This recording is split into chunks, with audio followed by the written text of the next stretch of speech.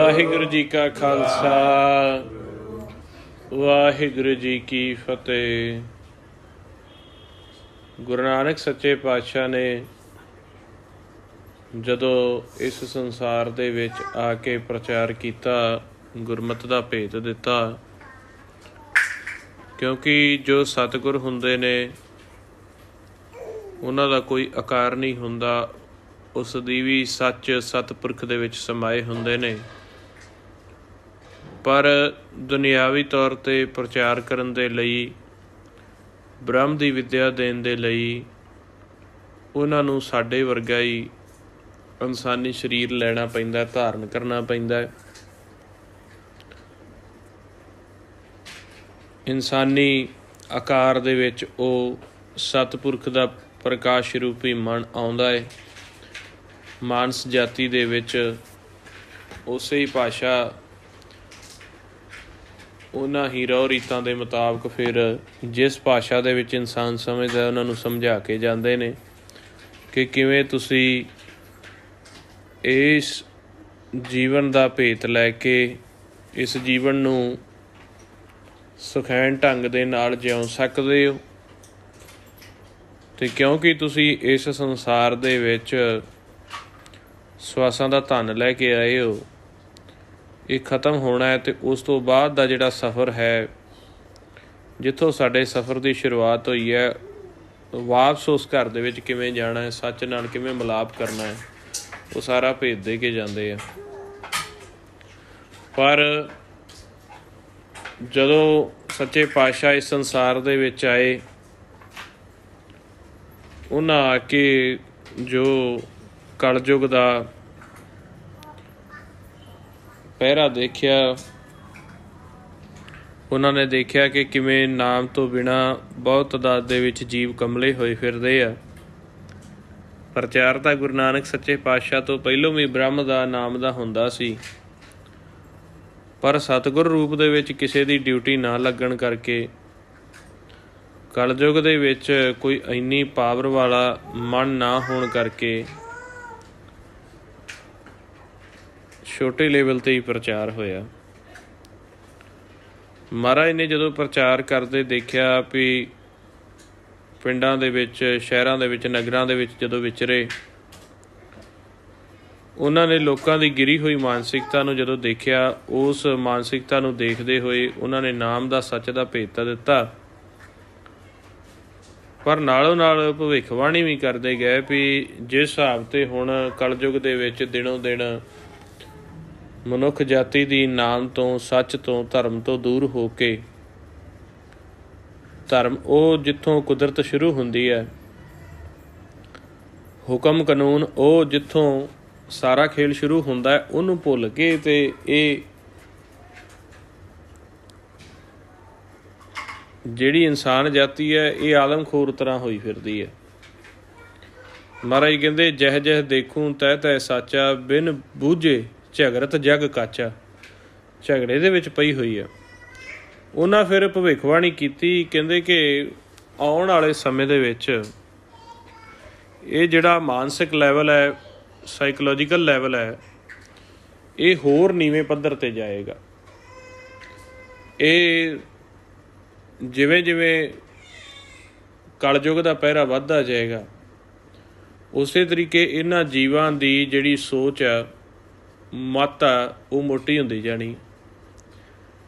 ਅਤੇ ਜਦੋਂ ਇੱਕ ਸਿਆਣਾ ਹੋਵੇ, ਉਹ ਬਹੁਤ ਤਾਦਾਦ ਦੇ ਵਿੱਚ ਕਮਲਿਆਂ ਨੂੰ ਕਵਰ ਕਰ ਲੈਂਦਾ, ਪਰ ਜੇ ਕਮਲਿਆਂ ਦੀ ਤਾਦਾਦ ਇੰਨੀ ਜ਼ਿਆਦਾ ਹੋ ਜਾਵੇ, ਸਿਆਣਿਆਂ ਦੀ ਤਾਦਾਦ ਘੱਟ ਜਾਵੇ, ਅਤੇ ਉੱਥੋਂ ਦਾ ਫਿਰ ਯੂਨਿਟੀ ਜਦੋਂ ਕਮਲਿਆਂ ਦੀ ਜ਼ਿਆਦਾ ਹੋ ਗਈ, ਅਤੇ ਸਹਿ ਸੁਭਾਏ ਜਿਹੜਾ ਰਾਜ ਹੈ ਉਹ ਵੀ ਕਮਲਿਆਂ ਦੇ ਹੱਥ, ਆਦਮਖੋਰਾਂ ਦੇ ਹੱਥ ਆ ਜਾਂਦਾ। ਰਾਜ ਆਉਣ ਤੋਂ ਬਾਅਦ ਫਿਰ ਜਿਹੜਾ ਦੁਨਿਆਵੀ ਤੌਰ 'ਤੇ ਢੰਗ ਪ੍ਰਬੰਧ ਚੱਲਦਾ ਹੈ, ਉਹ ਵੀ ਆਦਮਖੋਰਾਂ ਦੇ ਵੱਸ ਆ ਜਾਂਦਾ। ਆਦਮਖੋਰ ਉਹ ਹੁੰਦੇ ਆ ਜਿਹੜਾ ਇਨਸਾਨ ਨੂੰ ਇਨਸਾਨ ਨਾ ਸਮਝ ਕੇ, ਆਪਦੇ ਲਾਲਚ ਅਤੇ ਤ੍ਰਿਸ਼ਨਾ ਵੱਸ ਪੈ ਕੇ ਉਹਨਾਂ ਨੂੰ ਨੋਚ ਨੋਚ ਕੇ ਖਾਵੇ।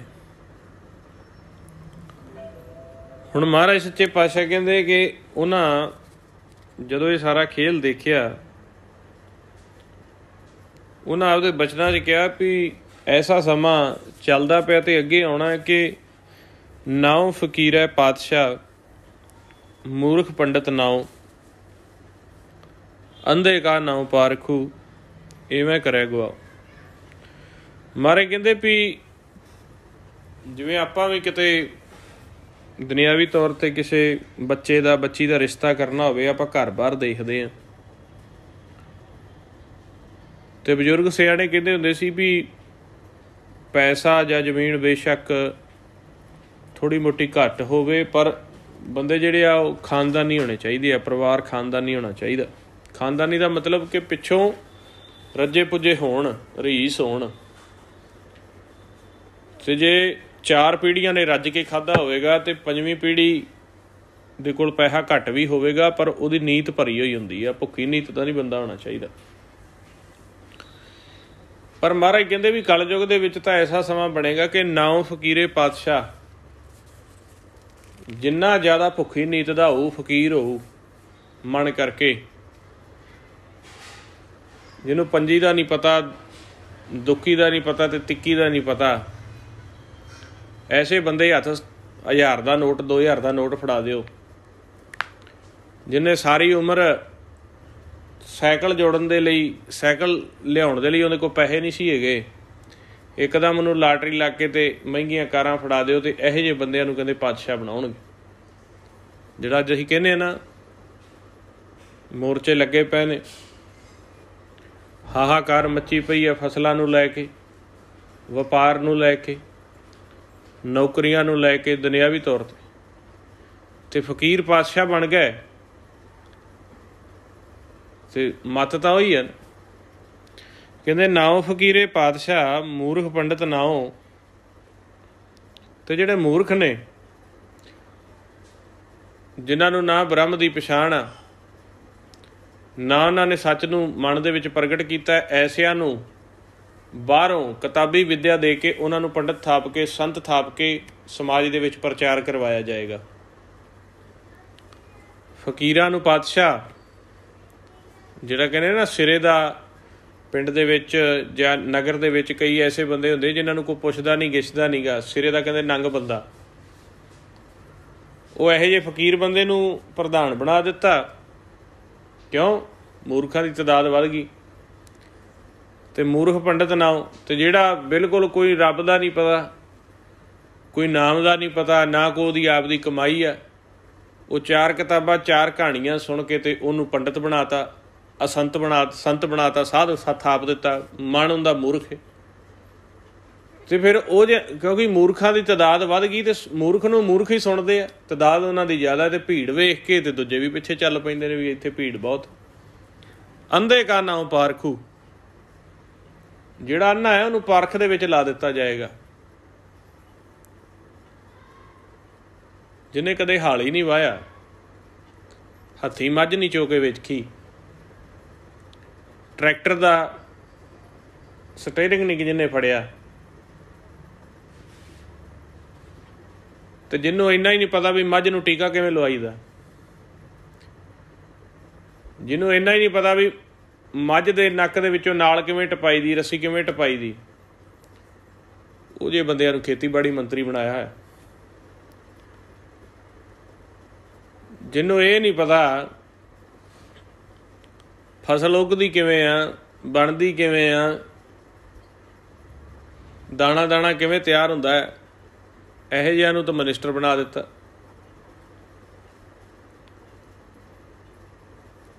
ਜਿਹੜਾ ਝੋਲੀ ਚੁੱਕ ਸੀ, ਝੋਲੀ ਲਮਕਾ ਕੇ ਮੋਢੇ ਦੇ ਨਾਲ ਗਲੀ ਗਲੀ ਦੇ ਵਿੱਚ ਆਟਾ ਮੰਗਦਾ ਫਿਰਦਾ ਸੀ, ਉਹਨੂੰ ਆਟਾ ਹੀ ਬੜਾ ਵੱਡਾ ਲੱਗਦਾ ਸੀ। ਆਟਾ ਬਣ ਜਾਣ ਜਾਂ ਕਿਤੇ ਖੇਤ ਦੇ ਵਿੱਚੋਂ ਕੋਈ ਮਾੜੀ ਮੋਟੀ ਕੋਈ ਖੀਰਾ ਕੱਕੜੀ ਲੱਭ ਜਾਏ, ਅਤੇ ਇਹੋ ਜਿਹੇ ਨੂੰ ਤੀਰਥਾਂ ਦੇ ਉੱਪਰ ਚੌਧਰੀ ਬਣਾ ਦਿੱਤਾ ਜਾਵੇ, ਤੀਰਥਾਂ ਦਾ ਉੱਪਰ ਪ੍ਰਧਾਨ ਬਣਾ ਦਿੱਤਾ ਜਾਵੇ, ਅਤੇ ਉਹ ਕੀ ਕਰੇਗਾ? ਲੁੱਟ ਖਸੁੱਟ ਪੈਦਾ ਹੋ ਜਾਂਦੀ। ਭਰੀ ਨੀਤ ਦਾ ਮਨੁੱਖ ਹੋਵੇ, ਭਰੀ ਨੀਤ ਦਾ ਬੰਦਾ ਹੋਵੇ, ਅਤੇ ਉਹ अरबां खरबां का की, चाहे वो कोल 4 पैसे घट भी होण, पर ਜਿਹੜੇ ਬੰਦੇ ਦੀ ਨੀਤ ਭੁੱਖੀ ਆ ਨਾ, ਨੀਤ ਤਾਂ ਰੱਬ ਰਜਾਉਂਦਾ। ਪੈਸਾ ਦੁਨਿਆਵੀ ਤੌਰ ਤੇ ਆ ਸਕਦਾ, ਪਰ ਨੀਤ ਜਿਹੜੀ ਇਹ ਉਹ ਮਾਲਕ ਪਾਸੋਂ ਮਿਲਦੀ ਆ। ਭੁੱਖੀ ਨੀਤਾਂ ਵਾਲੇ ਜਦੋਂ ਮੰਤਰੀ ਬਣਨਗੇ, ਪ੍ਰਧਾਨ ਮੰਤਰੀ ਬਣਨਗੇ, ਰਾਸ਼ਟਰਪਤੀ ਬਣਨਗੇ, ਤੇ ਜਿਹੜੇ ਸਿਆਣੇ ਹੋਣਗੇ ਉਹਨਾਂ ਦਾ ਵੀ ਕੋਈ ਹਾਲ ਨਹੀਂ। ਹੁਣ ਜੇ 130 ਕਰੋੜ ਦੇ ਦੇਸ਼ ਦੀ ਆਬਾਦੀ ਆ, ਉਹਨਾਂ ਨੂੰ ਜਿਹੜੇ ਕੰਟਰੋਲ ਕਰਨ ਵਾਲੇ ਉੱਤੇ 500-400 ਬੈਠੇ ਆ, ਉਹਨਾਂ ਵਿੱਚ ਹੀ ਜੇਕਰ ਬਗੈਰਤ ਬੰਦੇ ਬਹਾ ਦਿੱਤੇ ਜਾਣ ਤੇ ਫਿਰ 130 ਕਰੋੜ ਦਾ ਵਾਲੀ ਵਾਰਸ ਕੌਣ? ਇੱਕ ਬੱਸ ਚਲਾਉਣ ਵਾਲਾ ਡਰਾਈਵਰ ਹੀ ਸ਼ਰਾਬੀ ਹੋਵੇ ਤੇ ਬੱਸ ਵਿੱਚ ਭਾਵੇਂ ਸਾਰੇ ਅੰਮ੍ਰਿਤਧਾਰੀ ਬੈਠੇ ਹੋਣ, ਉੱਥੇ ਅਰਦਾਸਾਂ ਕੀ ਕਰਨਗੀਆਂ, ਬੇਨਤੀਆਂ ਕੀ ਕਰਨਗੀਆਂ? ਪਹਾੜੀ ਰਸਤੇ ਤੇ ਬੱਸ ਜਾਂਦੀ ਆ ਤੇ ਭੁੱਕੀ ਡੋਡੇ ਖਾ ਕੇ ਤੇ ਦਾਰੂ ਨਾਲ ਰੱਜ ਕੇ ਡਰਾਈਵਰ ਬੈਠਾ, ਤੇ ਭਾਵੇਂ ਵਿੱਚ ਸਾਰੇ ਮੰਤਰੀ ਉਹ ਚੜੇ ਹੋਣ, ਗ੍ਰੰਥੀ ਸਿੰਘ ਹੋਣ, ਪੰਡਤ ਹੋਣ, ਤੇ ਉਹ ਤਾਂ ਬੱਸ ਡਿੱਗੇਗਾ। ਜਦੋਂ ਦੇਸ਼ ਐਸੇ ਬੰਦੇ ਦੇ ਹੱਥ ਫੜਾਤਾ, ਸਟੇਟ ਐਸੇ ਬੰਦੇ ਦੇ ਹੱਥ ਫੜਾਤੀ, ਉਹ ਤਾਂ ਸਾਰਾ ਕੁਝ ਕਰੂਗਾ। ਤੇ ਮਹਾਰਾਜ ਨੇ ਕਿਹਾ ਇਹ ਹੋਣਾ ਹੈ। ਮਹਾਰਾਜ ਕਹਿੰਦੇ ਜਿਵੇਂ ਦਾ ਕਲਯੁਗ ਦੇ ਵਿੱਚ ਵਤੀਰਾ ਨਾ, ਭਵਿੱਖਬਾਣੀ ਕੀਤੀ ਸੱਚੇ ਪਾਤਸ਼ਾਹ ਨੇ, ਨਾਉ ਫਕੀਰੇ ਪਾਤਸ਼ਾਹ ਮੂਰਖ ਪੰਡਤ ਨਾਉ, ਅੰਧੇ ਕਾ ਨਾਉ ਪਾਰਖੂ ਇਵੇਂ ਕਰੇ ਗਵਾਓ, ਇਲਤ ਕਾ ਨਾਉ ਚੌਧਰੀ ਕੂੜੇ ਪੂਰੀ ਥਾਓ। ਮਹਾਰਾਜ ਕਹਿੰਦਾ ਜਿਹੜਾ ਪਿੰਡ ਦਾ ਇਲਤੀ ਬੰਦਾ ਹੋਵੇਗਾ ਨਾ, ਉਹਨੂੰ ਚੌਧਰ ਦਿੱਤੀ ਜਾਵੇਗੀ। ਇਲਤੀ ਹੁੰਦਾ ਵੀ ਇੱਧਰ ਦੀ ਗੱਲ ਇੱਧਰ ਲਾ ਕੇ ਜਿਹੜਾ ਪੰਗੇ ਪਵਾ ਦਿੰਦਾ, ਪਿੰਡ ਦੇ ਵਿੱਚ ਧੜੇਬਾਜ਼ੀਆਂ ਬਣਾ ਦਿੰਦਾ, ਨਗਰ ਦੇ ਵਿੱਚ ਧੜੇਬਾਜ਼ੀਆਂ ਬਣਾ ਦਿੰਦਾ ਹੈ, ਸ਼ਰਾਰਤੀ ਬੰਦਾ। ਤੇ ਕੂੜੀ ਪੂਰੇ ਥਾਂ, ਤੇ ਕਹਿੰਦੇ ਜਿੰਨੇ ਇਸਤਰੀਆਂ ਜਿਹੜੀਆਂ ਹੋਣਗੀਆਂ, ਜਿੰਨੀ ਝੂਠੀ ਦਗਾਬਾਜ਼, ਵੇਸਵਾ, ਚਰਿੱਤਰਹੀਣ, ਉਹਨੂੰ ਓਨਾ ਹੀ ਅੱਗੇ ਦਰਜਾ ਮਿਲੇਗਾ। ਜਿੰਨੀ ਇਸਤਰੀ ਵਰਗ ਦੇ ਵਿੱਚ ਆਉਣ ਵਾਲਾ ਸਮਾਂ ਕਹਿੰਦੇ ਇਹੋ ਜਿਹਾ ਆ ਜਾਏਗਾ, ਜੋ ਚਰਿੱਤਰਹੀਣ ਹੋਣਗੇ ਉਹਨਾਂ ਨੂੰ ਅਗਲਾ ਪਾਸਾ ਮਿਲੇਗਾ। ਉਹੀ ਤਾਂ ਹੁਣ ਆਪਾਂ ਸਮਾਂ ਵਿਚਾਰ ਲੈਣਾ ਵੀ ਚੱਲਦਾ ਪਿਆ ਕਿ ਆਵੇਗਾ। ਇਲਤ ਕਾ ਨਾਉ ਚੌਧਰੀ ਕੂੜੀ ਪੂਰੇ ਥਾਉ, ਨਾਨਕ ਗੁਰਮੁਖ ਜਾਣੀਏ ਕਲ ਕਾਏ ਨਿਆਓ। ਕਹਿੰਦੇ ਗੁਰਮੁਖ ਬੁੱਝ ਲੈਣਗੇ ਵੀ ਇਹ ਖੇਲ ਕਿਤੋਂ ਹੋਰ ਨਹੀਂ, ਇਹ ਕਲਯੁਗ ਦਾ ਘੋਰ ਸਮਾਂ ਚੱਲ ਪਿਆ। ਕਲਯੁਗ ਦੇ ਵਿੱਚ ਇਸ ਤਰ੍ਹਾਂ ਨਿਆਂ ਹੋਣਗੇ। ਮਹਾਰਾਜ ਕਹਿੰਦੇ ਫਕੀਰਾਂ ਨੂੰ ਪਾਤਸ਼ਾਹੀ ਮਿਲੇਗੀ। ਜਿਵੇਂ ਆਪਾਂ ਕਹਾਂਗੇ ਨਾ ਵੀ ਆਹ ਦਾ ਬੰਦਾ ਯਾਰ ਅਸੀਂ ਵੰਗਾਰ ਕੇ ਲਿਆਉਂਦੇ ਹੁੰਦੇ ਸੀ ਤੇ ਸਾਡੇ ਖੇਤ ਵਿੱਚ ਖਾਦ ਪਾਉਂਦਾ ਹੁੰਦਾ ਸੀ, ਤੇ ਇਹ ਬੰਦਾ ਆਪਣਾ ਚੇਅਰਮੈਨ ਬਣ ਗਿਆ ਬਲਾਕ ਸੰਮਤੀ ਦਾ। ਠੀਕ ਨੀ? ਇੱਕ ਉਦਾਹਰਨ ਦੇਣਾ। ਤੇ ਆਹ ਜਿਹੜਾ ਆਹ ਬੀਬੀ ਤਾਂ ਸਾਡੇ ਘਰ ਪੋਚਾ ਕਰਦੀ ਹੁੰਦੀ ਸੀ, ਤੇ ਇਹ ਤਾਂ ਕਮੇਟੀ ਪ੍ਰਧਾਨ ਬਣ ਗਈ। ਹਾਂਜੀ, ਤੇ ਆਹ ਬੰਦਾ ਤਾਂ ਜੀ ਕਹਿੰਦੇ ਜੀ ਕੱਲ੍ਹ ਦਿਹਾੜੇ ਉਹ ਆਪ ਹੀ ਆਂਦੇ ਨਾ ਵੀ ਮੈਂ, ਕੋਈ ਕਹਿੰਦਾ ਵੀ ਮੈਂ ਚਾਹ ਵੇਚਦਾ ਸੀ, ਕੋਈ ਕਹਿੰਦਾ ਮੈਂ ਜੁੱਤੀਆਂ ਗੰਢਦਾ ਸੀ, ਕੋਈ ਕਹਿੰਦਾ ਵੀ ਮੈਂ ਤਾਂ ਜੀ ਢਾਬੇ 'ਤੇ ਕੰਮ ਕਰਦਾ ਸੀ।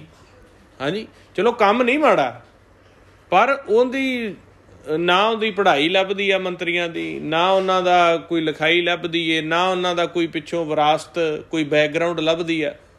ਤੇ ਮਹਾਰਾਜ ਨੇ ਕਿਹਾ ਸੀ ਇਸ ਤਰ੍ਹਾਂ ਹੀ ਕਲਯੁਗ ਦੇ ਵਿੱਚ ਨਿਆਂ ਹੋਣਗੇ।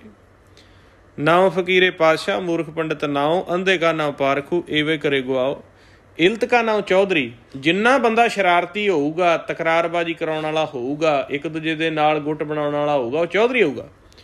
ਕੂੜੀ ਪੂਰੇ ਥਾਉ, ਕੁੜੀ ਪੂਰੇ ਜਿੰਨਾ ਚਰਿੱਤਰਹੀਣ ਇਸਤਰੀ ਹੋਊਗੀ, ਉਹਨਾਂ ਨੂੰ ਗਾਂਹ ਤੋਂ ਗਾਂਹ ਟਿਕਟਾਂ, ਗਾਂਹ ਤੋਂ ਗਾਂਹ ਅਹੁਦੇ ਮਿਲਣਗੇ ਕਲਯੁਗ ਦਾ। ਨਾਨਕ ਗੁਰਮੁਖ ਜਾਣੀਏ ਕਲ ਕਾਏ ਨਿਆਓ, ਹਰਣਾ ਬਾਜਾਂ ਤੈ ਸਿਕਦਾਰਾਂ ਇਹਨਾਂ ਪੜਿਆ ਨਾਓ। ਸ਼ਿਕਾਰੀ ਜਿਹੜਾ ਹੁੰਦਾ ਉਹ ਇੱਕ ਫਸਾਉਣ ਦਾ ਤਰੀਕਾ ਬੁੱਝਦਾ। ਜਿਵੇਂ ਇੱਕ ਹਿਰਨ ਪਾਲਤੂ ਹੈ, ਇੱਕ ਬਾਜ ਪਾਲਤੂ ਰੱਖਿਆ ਹੋਇਆ। ਉਹਨਾਂ ਨੂੰ ਹਿਰਨ ਜਦੋਂ ਜੰਗਲ ਦੇ ਵਿੱਚ ਜਾਂਦਾ ਹੈ, ਉਹਨੂੰ ਹਿਰਨਾਂ ਦੇ ਝੁੰਡ ਦੇ ਵਿੱਚ ਛੱਡ ਦਿੰਦਾ। ਬਾਜ ਨੂੰ ਜਿੱਥੇ ਬਾਜ ਉਡਾਰੀਆਂ ਲਾਉਂਦੇ ਨੇ ਉੱਥੇ ਛੱਡ ਦਿੰਦਾ। ਉਹ ਉਹਦੇ ਪਾਲਤੂ ਹੁੰਦੇ ਨੇ। ਮਹਾਰਾਜ ਨੇ ਕਿੰਨਾ ਸੋਹਣਾ ਸਕ੍ਰਿਪਚਰ ਦਿੱਤਾ ਹੈ। ਵੇਖੋ ਕਲਯੁਗ ਦਾ ਅੱਜ ਅਸੀਂ ਰੋਨੇ ਫਿਰਨੇ ਆ, ਸਾਡੇ ਨਾਲ ਐ ਹੁੰਦਾ ਐ ਹੁੰਦਾ। ਮਹਾਰਾਜ ਨੇ ਭਵਿੱਖਬਾਣੀ ਕੀਤੀ। ਉਹ ਜਦੋਂ ਹਿਰਨ ਝੁੰਡ ਦੇ ਵਿੱਚ ਜਾ ਕੇ ਖੇਡਦਾ ਹੈ ਜਾਂ ਆਪਦੀ ਚੋਗ ਚੁਗਦਾ ਹੈ ਜਾਂ ਕੋਈ ਘਾਹ ਖਾਂਦਾ ਹੈ ਜਾਂ ਉਹਨਾਂ ਨਾਲ ਪਿਆਰ ਮੁਹੱਬਤ ਕਰਦਾ ਹੈ, ਉਸ ਤੋਂ ਬਾਅਦ ਉਹ ਹਿਰਨ ਨੂੰ ਆਪਦੇ ਇਸ਼ਾਰੇ ਨਾਲ ਆਵਾਜ਼ ਨਾਲ ਬੁਲਾਉਂਦਾ ਹੈ। ਜਦੋਂ ਹਿਰਨ ਉਸ ਮਾਲਕ ਪਾਸੇ ਭੱਜਦਾ ਹੈ, ਬਾਜ ਨੂੰ ਤਾੜੀ ਨਾਲ ਜਾਂ ਸੀਟੀ ਨਾਲ ਜਾਂ ਗੋਪੀਆ ਵਜਾਉਂਦੇ ਹੁੰਦੇ ਸੀ, ਉਹਦੇ ਨਾਲ ਬੁਲਾਉਂਦਾ ਨਾ, ਤੇ ਉਹ ਦੂਜੇ ਬਾਜ ਜਾਂ ਦੂਜੇ ਹਿਰਨ ਵੀ ਉਹਦੇ ਪਿੱਛੇ, ਝੁੰਡ ਉਹਦੇ ਪਿੱਛੇ ਤੁਰ ਪੈਂਦਾ, ਕਿਉਂਕਿ ਹਿਰਨਾਂ ਦੇ ਨਾਲ ਪਿਆਰ ਪੈ ਜਾਂਦਾ। ਉਹ ਜਦੋਂ ਝੁੰਡ ਉਹਦੇ ਪਿੱਛੇ ਆਉਂਦਾ, ਸ਼ਿਕਾਰ ਕਰ ਲੈਂਦਾ। ਤੇ ਇਹੀ ਤਾਂ ਅੱਜ ਨੇਤਾ ਲੋਕ ਕਰਦੇ ਆ। ਆਪਣੇ ਵਿੱਚ ਹੀ, ਆਪਣੇ ਕਲੋਨੀ ਮੁਹੱਲੇ ਵਿੱਚ, ਆਪਣੇ ਪਿੰਡ ਨਗਰ ਦੇ ਵਿੱਚ ਉਹ ਆਪ ਦਾ ਬੰਦਾ ਇਹੋ ਜਿਹਾ ਵਾੜਦੇ ਆ ਜਿਹੜਾ ਉਹਨਾਂ ਦਾ ਪਾਲਤੂ ਹੁੰਦਾ। ਰਾਜਨੀਤੀ 'ਚ ਹੈ ਹੀ ਹੈ। ਤੇ ਮਹਾਰਾਜ ਕਹਿੰਦੇ ਇਸ ਤਰ੍ਹਾਂ ਹੀ ਹੋਊਗਾ। ਦਲਾਲ ਆਪਾਂ ਕਹਿ ਦਈਏ, ਉਹਨਾਂ ਦਾ ਦਲਾਲ ਹੁੰਦਾ, ਸਾਡੇ ਨਾਲ ਉਹਦਾ ਭਾਈਚਾਰਾ ਹੁੰਦਾ। ਤੇ ਅਸੀਂ ਅੱਜ ਵੀ ਇਹ ਇੱਕ ਠੋਕ ਕੇ ਕਹਿ ਦਿੰਦੇ ਹਾਂ ਵੀ ਸਾਡੀ ਵੋਟ ਇਸ ਪਾਰਟੀ ਜਾਂ ਇਸ ਪ੍ਰਧਾਨ ਮੰਤਰੀ ਨੂੰ ਨਹੀਂ, ਅਸੀਂ ਤਾਂ MLA ਪਿੱਛੇ ਆਏ ਆ ਜੀ ਰੈਲੀ 'ਚ, ਜਾਂ ਸਾਡੀ ਤਾਂ ਇਹਨੂੰ ਆ। ਤੇ ਕਹਾਣੀ ਤਾਂ ਉੱਥੇ ਹੀ ਆ ਗਈ। ਪਾਪ ਬੁਰਾ, ਪਾਪੀ ਕਿਉਂ ਪਿਆਰਾ? ਜਦੋਂ ਪਾਪੀ ਦੇ ਨਾਲ ਯਾਰੀ ਹੈ ਤੇ ਲਿਜਾਂਦਾ ਤਾਂ ਉਹ ਵੀ ਪਾਪ ਦੇ ਵਿੱਚ ਹੀ ਪਿਆ, ਭਾਵੇਂ ਕਿਸੇ ਦੇ ਪਿੱਛੇ ਜਾ, ਨੁਕਸਾਨ ਤਾਂ ਹੈ ਹੀ ਤੇਰਾ। ਤੇ ਮਹਾਰਾਜ ਨੇ ਕਿਹਾ ਹਰਣਾ ਬਾਜਾਂ ਤੈ ਸਿਕਦਾਰਾਂ ਇਹਨਾਂ ਪੜਿਆ ਨਾਉ। ਦਲਾਲ ਜਿਹੜੇ ਹੋਣਗੇ, ਕਾਮ ਕਰੋ ਲੋਭ ਹੰਕਾਰ ਦੇ ਨਾਲ ਭਰੇ ਹੋਣਗੇ, ਉਹ ਆਪ ਦੇ ਨਾਲ ਪਿਆਰ ਪਵਾ ਕੇ ਤੇ ਜਨਤਾ ਨੂੰ ਉਧਰ ਖਿੱਚ ਕੇ ਲਿਜਾਣਗੇ ਜਿੱਥੇ ਉਹਨਾਂ ਦਾ ਸ਼ਿਕਾਰ ਹੋਵੇਗਾ। ਇਹ ਟੋਟਲੀ ਇਸ ਟਾਈਮ ਇਸ ਤਰ੍ਹਾਂ ਦਾ ਮਾਹੌਲ ਬਣ ਚੁੱਕਿਆ ਹੈ। ਚਾਹੇ ਤੁਸੀਂ ਰਾਜਨੀਤੀ ਵਿੱਚ ਦੇਖ ਲਓ, ਚਾਹੇ ਤੁਸੀਂ ਫਾਈਨਾਂਸ ਦੇ ਵਿੱਚ ਦੇਖ ਲਓ, ਚਾਹੇ ਤੁਸੀਂ ਨੌਕਰੀ ਵਿੱਚ ਦੇਖ ਲਓ, ਸਿੱਧਾ ਨਹੀਂ ਤੁਹਾਨੂੰ ਕੋਈ ਲੁੱਟਦਾ। ਜਿਹੜੇ ਉਹਨਾਂ ਦੇ ਪਾਲੇ ਹੋਏ ਬੰਦੇ ਹੁੰਦੇ ਆ, ਉਹਨਾਂ ਦੇ ਰਾਹੀਂ ਤੁਹਾਨੂੰ ਲੁੱਟਦੇ ਆ। ਉਹ ਬੰਦਾ ਤੁਹਾਡੇ ਇਰਦ ਗਿਰਦ, ਤੁਹਾਡੇ ਮਹਿਕਮੇ ਦਾ, ਤੁਹਾਡੇ ਚੁਗਿਰਦੇ ਇਸ ਤਰੀਕੇ ਦਾ ਮਾਹੌਲ ਬਣਾ ਕੇ ਰੱਖਦਾ ਵੀ ਤੁਹਾਨੂੰ ਉਹਦੀ ਪਛਾਣ ਨਹੀਂ ਹੁੰਦੀ, ਤੁਸੀਂ ਉਹਦੇ ਰਾਹੀਂ ਲੁੱਟੇ ਜਾਂਦੇ ਹੋ।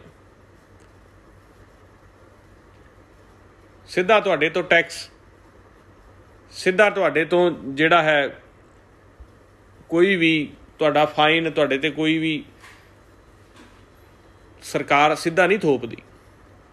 ਉਹ ਜਿਨ੍ਹਾਂ ਦੁਕਾਨਦਾਰਾਂ ਦੇ ਨਾਲ, ਜਿਨ੍ਹਾਂ ਸੜਕਾਂ ਤੋਂ ਅਸੀਂ ਲੰਘਦੇ ਹਾਂ, ਜਿਨ੍ਹਾਂ ਮਾਲ ਦੇ ਵਿੱਚ ਅਸੀਂ ਜਾਂਦੇ ਹਾਂ, ਉੱਥੋਂ ਸਾਡੇ ਤੋਂ ਵਸੂਲਿਆ ਜਾਂਦਾ ਹੈ। ਇਸ ਤਰ੍ਹਾਂ ਹੀ ਜਿਹੜੇ ਅਨਾੜੀਏ ਸੰਤ ਹੁੰਦੇ ਆ, ਇੱਕ ਅਨਾੜੀਏ ਸੰਤ ਡੇਰੇ ਦਾ ਮੁਖੀ ਬਣ ਕੇ ਬੈਠਾ ਹੈ। ਗਾਂ ਉਹਨੇ ਆਪਦੇ ਕਰਿੰਦੇ ਪੈਦਾ ਕੀਤੇ ਹੋਏ ਆ। ਉਹ ਕਰਿੰਦੇ 4, 5, 10 ਝੂਠੀਆਂ ਬਾਬੇ ਦੀਆਂ ਕਹਾਣੀਆਂ ਸੁਣਾ ਕੇ ਵੀ ਸਾਡੀ ਆਹ ਮਨੋਕਾਮਨਾ ਪੂਰੀ ਹੋਈ, ਸਾਡੀ ਇਸ ਤਰ੍ਹਾਂ ਹੁੰਦੀ ਆ, ਇਸ ਤਰ੍ਹਾਂ ਬਾਬਾ ਜੀ ਸਾਡੇ ਹੱਥ ਖੜਾ ਕਰਕੇ ਕਿਰਪਾ ਕਰ ਦਿੰਦੇ ਆ, ਉਹ ਹੇਰ ਕੇ ਲੈ ਜਾਂਦੇ ਆ।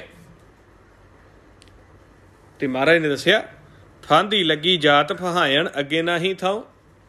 ਆਪ ਤਾਂ ਉਹਨਾਂ ਨੂੰ ਫਾਂਸੀ ਲੱਗੀ ਹੋਈ ਆ, ਕਾਲ ਦੀ ਫਾਂਸੀ ਵਿੱਚ ਫਸੇ ਹੋਏ ਆ, ਦੁਬਦਾ ਵਿੱਚ ਫਸੇ ਆ, ਤ੍ਰਿਸ਼ਨਾ ਵਿੱਚ ਫਸੇ ਹੋਏ ਆ।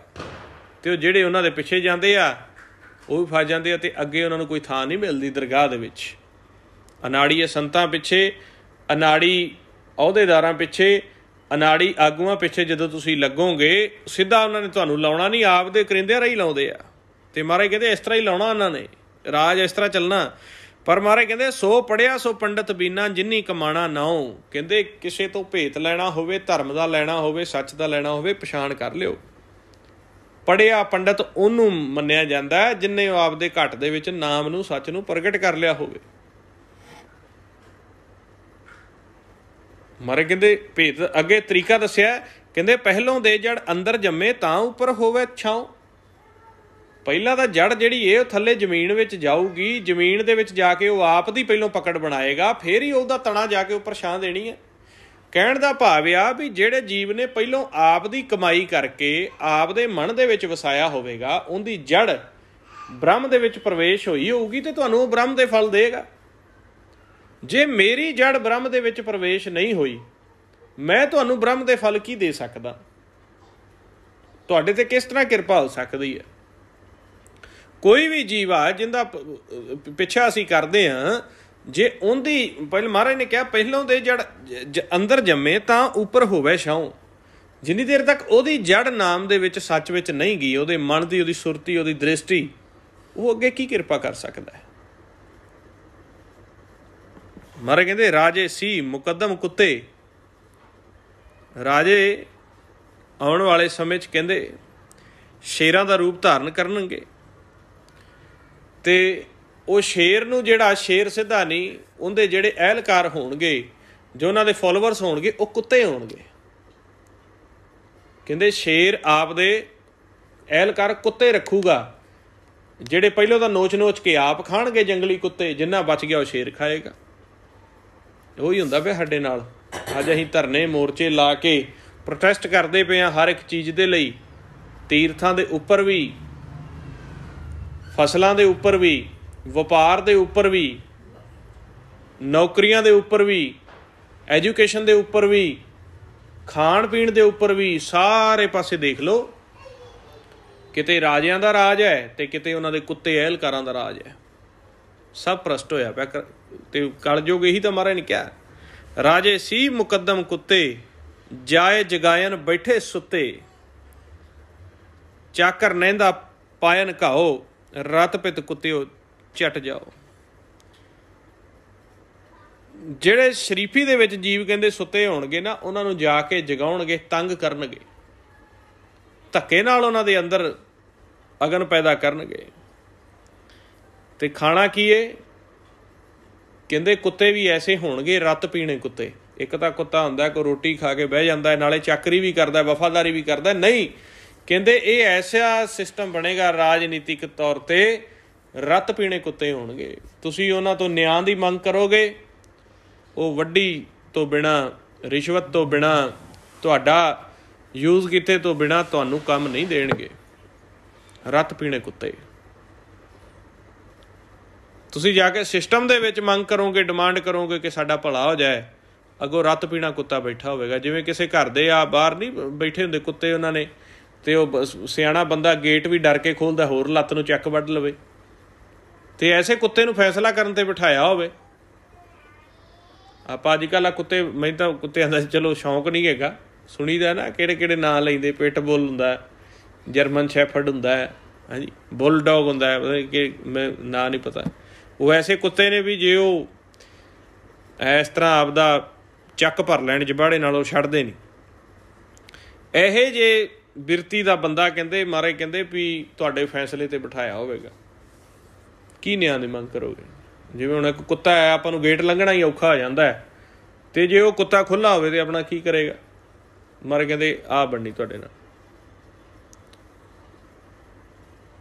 ਕਹਿੰਦੇ ਰੱਤ ਪਿਤ ਕੁੱਤਿਓ ਚੱਟ ਜਾਓ, ਜਿੱਥੇ ਜੀਆਂ ਹੋਸੀ ਸਾਰ, ਨੱਕੀ ਵੱਢੀ ਲਾਏ ਤਬਾਰ। ਪਰ ਕਹਿੰਦੇ ਜਿਹੜੀ ਦਰਗਾਹ ਹੈ ਨਾ, ਉਹ ਇਹਨਾਂ ਨੂੰ ਮਾਫ਼ ਨਹੀਂ ਕਰੇਗੀ। ਇਹ ਸਮਾਂ ਇਸ ਤਰ੍ਹਾਂ ਹੈ ਵੀ ਭਵਿੱਖਬਾਣੀ ਉਹਨਾਂ ਨੇ ਤਾਂ ਕੀਤੀ ਹੈ ਕਿਉਂਕਿ ਮਹਾਰਾਜ ਸੱਚੇ ਪਾਤਸ਼ਾਹ ਇਹ ਆਪਦੀ ਖੇਡ ਕਰਕੇ ਵੇਖਦੇ ਆ। ਕਰਨ ਨੂੰ ਤਾਂ ਸੱਚੇ ਪਾਤਸ਼ਾਹ ਬ੍ਰਹਮ ਦੇ ਵਿੱਚ ਕਿਰਪਾ ਕਰਕੇ ਇਸ ਕਲਯੁਗ ਨੂੰ ਇੱਕ ਫੋਰੇ ਵਿੱਚ ਖਤਮ ਕਰ ਸਕਦੇ ਨੇ, ਪਰ ਇਹ ਉਹਨਾਂ ਦੀ ਇੱਕ ਆਪਦੀ ਖੇਡ ਆ। ਉਹਨਾਂ ਨੇ ਖੇਡ ਬਣਾ ਕੇ ਕੁਦਰਤ ਦੇ ਵਿੱਚ ਵਿਧਾਨ ਪੈਦਾ ਕਰਕੇ ਤੇ ਇਨਸਾਨ ਨੂੰ ਪੈਦਾ ਕੀਤਾ ਆ, ਤੇ ਉਹਦੀ ਸੋਚ ਨੂੰ ਆਜ਼ਾਦ ਰੱਖਿਆ। ਉਹ ਖੋਜ ਵੀ ਕਰ ਸਕਦਾ ਹੈ, ਬ੍ਰਹਮ ਦੇ ਨਾਮ ਨੂੰ ਪ੍ਰਾਪਤ ਵੀ ਕਰ ਸਕਦਾ ਹੈ, ਤੇ ਉਹ ਆਪ ਇਸ ਖੋਜ ਨੂੰ, ਬ੍ਰਹਮ ਦੇ ਲੈਸਨ ਨੂੰ ਛੱਡ ਕੇ ਤੇ ਉਹ ਮਾਇਆ ਦੇ ਕਿਸੇ ਵੀ ਦਿਸ਼ਾ ਦੇ ਵਿੱਚ ਜਾ ਸਕਦਾ। ਚਾਹੇ ਉਹ ਨਸ਼ਾ ਪੀ ਲੈਂਦਾ, ਚਾਹੇ ਉਹ ਸਾਦੀ ਰੋਟੀ ਖਾ ਲੈਂਦਾ, ਤੇ ਚਾਹੇ ਉਹ ਬ੍ਰਹਮ ਗਿਆਨੀ ਬਣ ਸਕਦਾ ਹੈ ਖੋਜ ਕਰਕੇ ਆਪਦੇ ਮਨ ਦੀ ਬ੍ਰਹਮ ਗਿਆਨ। ਬ੍ਰਹਮ ਗਿਆਨੀ ਹੁੰਦਾ ਜਿਹੜਾ ਆਪਦੀ ਬ੍ਰਹਮ ਦੀ, ਕੁਦਰਤ ਦੀ, ਆਪਦੇ ਕਰਮ ਦੀ, ਵਿਧਾਨ ਦੀ ਖੋਜ ਕਰੇ। ਉਹ ਬ੍ਰਹਮ ਗਿਆਨੀ ਹੈ ਜਿਹਨੂੰ ਭੇਤ ਹੈ ਕਿ ਬ੍ਰਹਮ ਪੈਦਾ ਕਿਵੇਂ ਹੋਇਆ। ਜਿਵੇਂ ਆਪਾਂ ਗੁਰਬਾਣੀ 'ਚੋਂ ਪੜ੍ਹ ਕੇ, ਸੰਤਾਂ ਮਹਾਂਪੁਰਸ਼ਾਂ ਤੋਂ ਸੁਣ ਕੇ, ਵਿਚਾਰ ਕੇ, ਫਿਰ ਸ਼ਬਦ ਦਾ ਅਭਿਆਸ ਕਰਕੇ ਅਸੀਂ ਖੋਜ ਕਰ ਸਕਦੇ ਹਾਂ ਉਸ ਚੀਜ਼ ਦੀ। ਪਰ ਮਹਾਰਾਜ ਨੇ ਕਿਹਾ ਵੀ ਇਹ ਹੌਲੀ ਹੌਲੀ ਹੁੰਦੇ ਤਾਂ ਬ੍ਰਹਮ ਗਿਆਨੀ ਵੀ ਪੈਦਾ ਨੇ, ਜਿਵੇਂ ਗੁਰੂ ਨਾਨਕ ਸੱਚੇ ਪਾਤਸ਼ਾਹ ਨੇ ਬ੍ਰਹਮ ਗਿਆਨੀ ਹੀ ਪੈਦਾ ਕੀਤੇ। ਉਹ ਇਹੋ ਜਿਹੇ ਬ੍ਰਹਮ ਗਿਆਨੀ ਨਹੀਂ ਸੀ ਜਿਹੜੇ ਚੌਂਕੜਾ ਲਾ ਕੇ ਚਿੱਟੇ ਤੌਲੀਏ ਦੇ ਉੱਪਰ ਪੱਬ ਰੱਖਦੇ ਸੀ ਤੇ ਉਹਨਾਂ ਦੇ ਚੇਲੇ ਕੋ ਮੰਗ ਕੇ ਲਿਆਉਂਦੇ ਸੀ ਤੇ ਆਪ ਬਹਿ ਕੇ ਖਾਂਦੇ ਸੀਗੇ। ਨਹੀਂ, ਮਹਾਰਾਜ ਨੇ ਕਿਰਤੀ ਬ੍ਰਹਮ ਗਿਆਨੀ ਪੈਦਾ ਕੀਤੇ ਜੋ ਸੰਸਾਰੀ ਕਿਰਤ ਵੀ ਕਰਦੇ ਸੀ ਤੇ ਨਾਲ ਨਾਲ ਸੱਚ ਦਾ ਨਾਮ ਦਾ ਜਾਪ ਕਰਕੇ ਤੇ ਉਹਦਾ ਧਿਆਨ ਧਰ ਕੇ ਵੀ ਉਹ ਵੀ ਕਿਰਤ ਕਰਦੇ ਸੀ। ਤੇ ਜੋ ਸਟੈਂਡਰਡ ਉਹਨਾਂ ਨੂੰ ਕੁਦਰਤ ਪਾਸੋਂ ਮਿਲਿਆ ਹੋਇਆ, ਉਸੇ ਸਟੈਂਡਰਡ ਵਿੱਚ ਹੀ ਉਹਨਾਂ ਨੂੰ ਨਾਮ ਸੱਚ ਨੂੰ ਪ੍ਰਗਟ ਕਰਨਾ ਸਿਖਾਇਆ ਗਿਆ। ਉਹਨਾਂ ਨੇ ਸਾਰੇ ਆਪਦੇ ਜੀਵਨ ਦੇ ਵਿੱਚ ਡੇਰਾ ਨਹੀਂ ਬਣਾਇਆ ਗੁਰੂ ਨਾਨਕ ਸੱਚੇ ਪਾਤਸ਼ਾਹ ਨੇ। 50-55 ਕਿਲੋਮੀਟਰ मील का अज इतिहास कहता है 50-60 मील का उन्होंने प्रचार किया। वो किते भी उन्होंने आप दा डेरा नहीं बनाया ਜਾਂ किते भी उन्होंने मंदिर बनाया होवे ਜਾਂ किते गुरुद्वारा बनाया होवे। असीं अज उन्हां दी याद विच भी इत्थे भी आए सी, इत्थे भी आए सी। असीं उन्हां दे जाण पिछों सिख घट गए आ ते गुरुद्वारे वध गए आ। सिख को लभदा नहीं, गुरुद्वारे वधदा। करनी वाले सिख बहुत घट गए आ, नाम दे तां ज़्यादा आ, करनी वाले घट आ। अही अज बना दिते आ, पर वो जिथे बने हुए तीर्थ सी उत्थे जाके उन्होंने ज़्यादा प्रचार किया। तो महाराज ने जो देखा भी प्रचार करदियां भी इन्नी हधेरगर्दी मची हुई आ, ते पर आउण वाले समय दे विच इत्थे कोई प्राप्ति नहीं होनी। इस तरीके का राज हो जाऊगा, इस तरीके के लोग हो जाणगे, इस तरह नोच नोच के एक दूजे नूं खाणगे। जिन्हों महाराज ने जपजी साहब विच भी कहा, असंख मूर्खंद घोर, असंख चोर हराम खोर, असंख अमर कर जाए जोर, असंख गल वड हत्या कमाए, असंख पापी पाप कर जाए। असंखां की तादाद दे विच मूढ़े, चोर, हराम दा खाण वाले असंखां की तादाद दे विच गल वड वड के हत्या कमाउणगे। असंखां की तादाद विच पापी पाप करन लई पैदा होणगे। तो दिनों दिनों ही माहौल बनता जाता है। ये महाराज ने फिर दसिया आ भी इहदा तरीका भी दसिया सानू भी इहदा तरीका की आ। इहदा तरीका यही आ जो सानू गुरबाणी गुरु दे विच लिख के वो मैसेज दे के गए ने। उस मैसेज नूं पहलों पढ़ के गुरबाणी गुरु नूं विचार के पहलों असीं आप दे उपर लागू करके ते धर्म दा जिहड़ा प्रचार है जात मजहब वर्ण तो उपर उठ के जेकर करांगे ते फिर शांति फैल सकदी। जिवें महाराज ने चीनी नूं चीनी की भाषा समझाया, इटैलीअन नूं उहदी भाषा समझाया, अफगानियां नूं उन्हां दी भाषा समझाया, ते जो इत्थे वसदे सी उन्हां दी भाषा समझाया, प्रचार किया। जदों ये कमाई दे नाल ज्ञान दे नाल कमाई भी असीं करांगे फिर साडे अंदर एक मत हो सकदी है। नहीं तो ज्ञान मैनू भी आ, तुहानूं भी आ। जे असीं 10 जीव बैठे हैं 10 नूं ज्ञान, तो कल्ला ज्ञान ते कहानियां ते आपां चलांगे तो तुसीं कहोगे मेरी ठीक आ, मैं कहूँगा मेरी ठीक आ। पर जदों शब्द की कमाई ते आ जाएंगे बई अपने अंदर नाम प्रगट होया जां नहीं, तुहाडे अंदर वो अमृत रस चलिया जां नहीं, तुहाडे अंदर वो सच प्रकाश की तुहानूं जोत के दर्शन होए जां नहीं, उत्थे असीं एके विच आ जाएंगे। क्योंकि सब दे विच जोत प्रकाश नाम निरंजन वो एक है। जिवें जिवें तुसीं जाप जपोगे जदों इक्को ही अनुभव होएगा, क्योंकि अनहद बाणी ना मैं प्रगट कीती आ ते ना तुसीं, वो तो महाराज सच्चे पातशाह ने प्रगट करके साडे शरीर दे विच रखी हुई गुप्त करके। वो गुप्त नूं आपां भेत लैके गुरबाणी विचों एक दूजे तो ते आपां प्रगट कर लेना। प्रगट होया पिछों साडी एकमत हो जानी।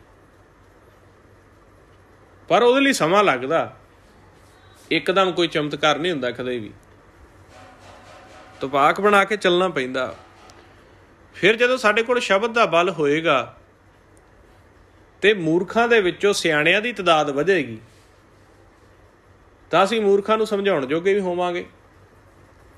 ਜਿਵੇਂ 6ਵੇਂ ਪਾਤਸ਼ਾਹ ਨੇ ਜਦੋਂ ਦੇਖਿਆ ਕਿ ਮੂਰਖਾਂ ਦੀ ਤਾਦਾਦ ਇੰਨੀ ਆ ਕਿ ਇੰਨਾ ਉਹਨਾਂ ਦੇ ਵਿੱਚ आदमखोरी बन गई है कि उन्होंने 5वें पातशाह शहीद कर दिता। फिर उन्होंने एक दल पंथ साजिया, अकाल तख्त साहब साजिया, उत्थे बैठ के आप दा जो नाम सच का प्रचार न्याय सारा खेल चलाया। क्यों? क्योंकि सारिਆਂ ਦੇ ਵਿੱਚ शब्द की कमाई भी सी, ब्रह्म का ज्ञान भी सी, किरती सिख सीगे ते सारिਆਂ ਦੇ ਵਿੱਚ एक जनून सी, कमाई दे नाल जुड़े हुए सी। अज तख्त साहब वही ने, ਸਾਡੇ ਕੋਲ ਪੈਸਾ ਵੀ ਹੈਗਾ, ਅਕਾਲ ਤਖਤ ਸਾਹਿਬ ਵੀ ਹੈਗੇ, ਪਰ ਏਕਾ ਨਹੀਂ ਹੈਗਾ। ਕਿਉਂ? ਸ਼ਬਦ ਦੀ ਜਿਹੜੀ ਕਮਾਈ ਉਹ ਵਿਸਰ ਗਈ। ਜੋ ਨਾਮ ਧਨ ਦੀ ਕਮਾਈ ਸੀ, ਜੋ ਬੈਠ ਕੇ ਬ੍ਰਹਮ ਦੇ ਗਿਆਨ ਦੀ, ਜੋ ਅੰਦਰੋਂ ਉਹ ਸੱਚ ਨਾਮ ਦੀ ਜੋਤ ਪ੍ਰਕਾਸ਼ ਦੀ ਕਹਾਣੀ ਸੀ, ਉਹ ਵਿਸਰ ਗਈ। ਤੇ ਕੀ ਕਰੇਗਾ ਕਮੇਟੀਆਂ, ਕੀ ਕਰਨਗੇ ਤੀਰਥ, ਕੀ ਕਰਨਗੇ ਗੁਰਦੁਆਰਾ ਸਾਹਿਬ ਤੇ ਕੀ ਕਰਨਗੇ ਮੰਦਰ, ਜੇ ਸਾਡੇ ਮਨ ਦੇ ਵਿੱਚ ਹੀ ਸ਼ਾਂਤੀ ਪੈਦਾ ਨਹੀਂ ਹੈਗੀ। ਤੇ ਸ਼ਾਂਤੀ ਨਾਮ ਤੋਂ ਬਿਨਾਂ, ਗੁਰਮੰਤਰ ਤੋਂ, ਅਭਿਆਸ ਤੋਂ ਬਿਨਾਂ ਪੈਦਾ ਨਹੀਂ ਹੁੰਦੀ। शांति कमाई तो बिना पैदा नहीं हुंदी। जिवें पैसा कमाईए तन की भुख उतरदी आ, उवें नाम कमाईए मन की भुख उतरदी आ। जे नाम ना कमाओगे मन की भुख नहीं उतरनी। पैसा तन की भुख तो उतार देगा, पर मन च तृष्णा बहुत पैदा कर दिंदा। इस करके गुरमुख प्यारिओ, अज दे माहौल दे विच जो साडे नाल बीतदा पिया, ये साडे महापुरुषां ने, गुरु नानक देव सच्चे पातशाह जी ने, उन्होंने किन्ने सौ साल पहलों ही सानूं ये दस दिता ही भी ऐसा समा आवेगा, फिर लोगों के कोल नाम का धन है नहीं, धर्म का सहारा है नहीं, तो अखां ते हत्थ धर धर रोणगे जां तृष्णा वस एक दूजे नाल कट वढ करनगे। ते जिहड़े गुरमुख ने नाम दे विच समाए होणगे वो सुखी रहणगे। बेशक कलयुग किन्नी मर्जी तत्ती हवा चलावे। मारे कहंदे रोगन ते अर सोगन ते जल जोगन ते बहु भांत बचावै, सत्तर अनेक चलावत कहावतो तनेक न लागन पावै। राखत है अपनो कर दे कर, पाप समूह न पेटन पावै, और की बात कहाँ कहते सो पेट ही के पट बीच बचावे। जगत जलंदा रख लै अपनी किरपा धार, जित उबारे द्वारे उभरै तिते लिओ उबार। वो फिर सड़दे जगत दे विच उन्हां नूं आप रखदा है, उन्हां दी तन मन धन दी पूंजी दी आप रखिया करदा है। पर जे असीं वड्डे लेवल ते शांति देना चाहुंदे हां, सारे संसार दा बैलेंस एक होवे, ये जिहड़े शेर रूपी राजे आ, कुत्ते एहलकार बन गए ने, ये नोच नोच के खाई जाते आ, तो फिर आपां नूं गुरबाणी गुरु दा विच जिहड़ा ज्ञान है, मैसेज है, इहनूं गांह दी गांह स्प्रीड करना पएगा आप कमा के। तो फिर जिन्नी असीं ताकत दे नाल शब्द नाम दे प्रचार नूं, जो साडा, चाहे तुसीं किरती हो चाहे वपारी हो, उस पेस दे विच करो। ये नहीं भी डेरे बना के गुट बना के जिवें काल दे अनाड़ी संत करदे आ, मूर्ख करदे आ। उस पेस में जदों एक आम तौर पर ये खेड चल पैगी, तो फिर जिन्ना चिर ये प्रचार रहेगा उन्ने देर ये काल का पहरा जिहड़ा खत्म हो जाएगा। कलयुग दे विच सतयुग आ जाता है, जदों जीव सतयुगी हो जाए। जदों फिर ये पहरे, जदों ये फिर शब्द का प्रचार टुट गया, फिर काल भारू हो जाता है। ये जिहड़ा धर्म का धौल आ, ये कोई दुनियावी ਸਿੰਘਾਂ वाला धौल नहीं, ये धर्म का ही धौल आ, शब्द का, सच्चाई का, नाम का, ब्रह्म ज्ञान का। जिवें जिवें धौल खत्म हुंदा जांदा है, जिवें जिवें धौल की एनर्जी घटदी जांदी है, धरती हिलन लग पैंदी। ते धर्म के सहारे खड़ी है धौल, धर्म दया का पूत, संतोख था परख्या जन सूत। तो इस तरह करके गुरमुख प्यारिओ, अज की अपनी कहानी ये सी कि सच्चे पातशाह ने अज दे सिस्टम नूं वेख के पहलों सानूं किवें भविखबाणी कीती सी, ते उस भविखबाणी दे अज सिੱਟੇ असीं देखदे भी पए हां। नाल उन्हां ने फिर नाम सच दा, जिवें साडे अंदर नाम ते अमृत रस पैदा होएगा, जिवें असीं गुरबाणी गुरु दी मन के एक दूजे दे नाल इकत्तर हो के इस शब्द के सहारे असीं दुविधा नूं दूर करांगे, साडे च एका वधेगा। असीं जिहड़े ये बुराइयां ने इन्हां नाल भी लड़ सकांगे, ते साडे विच पावर भी आऊगी, ते वो सच दा गुरबाणी दा मिशन भी पूरा होएगा। होवो इकत्तर मिलो मेरे भाई, दुविधा दूर करो लिव लाए, हर नामे के होवो जोड़ी, गुरमुख बैसो सफा विछाए। इकट्ठे होके जदों आपां नाम दे नाल लिव लावांगे, फिर दुविधावां खत्म होणगीਆਂ, ते हरि दे नाम नाल ये सारी खेल चलनी है। आओ फिर आपां थोड़ी देर शब्द का अभ्यास करिए, समाप्ति करते हैं जी। वाहिगुरू जी का खालसा, वाहिगुरू जी की फतेह।